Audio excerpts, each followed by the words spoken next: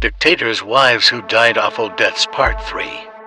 In 1989, as the Iron Curtain started to fall across Eastern Europe, the reign of Romania's dictator Nicolae Ceaușescu came to a sudden and dramatic end. The inflection point occurred during a speech that did not get the normal cheers from the subjugated crowd but booing. By the mid-1970s, an increasingly authoritarian Ceaușescu began to rely more and more on one of the most fearsome secret police forces in the world, the Securitate.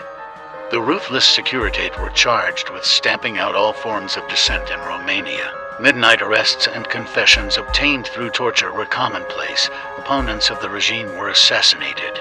Almost every phone in the country was tapped, and a vast network of informants kept everybody looking over their shoulders. His wife, Elena, rose through the ranks to become a significant figure in the Romanian Communist Party. She was deeply involved in party administration alongside Nicolae and was one of the few spouses of a Communist Party leader to have a high political profile of her own. One of the most bizarre facts about Elena Ceaușescu is her role as a world-renowned scientist. As the leader of Romania's chemistry research team, she published various extensive research papers and books.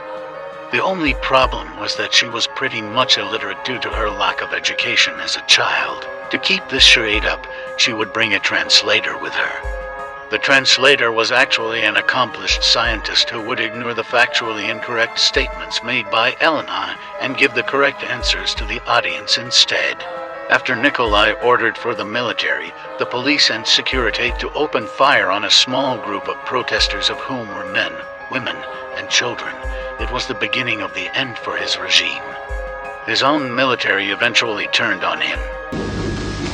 Crimă prin înfometare, prin lipsă de căldură, prin lipsă de lumină.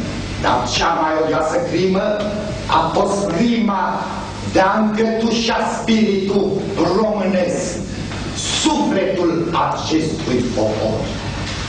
E o minciună, nu recunosc că am împreună. Nu. Și atunci am cerut acelui ofițer. Then I asked the officer to grant them their last wish, to be shot together. Să fie împușcați împreună.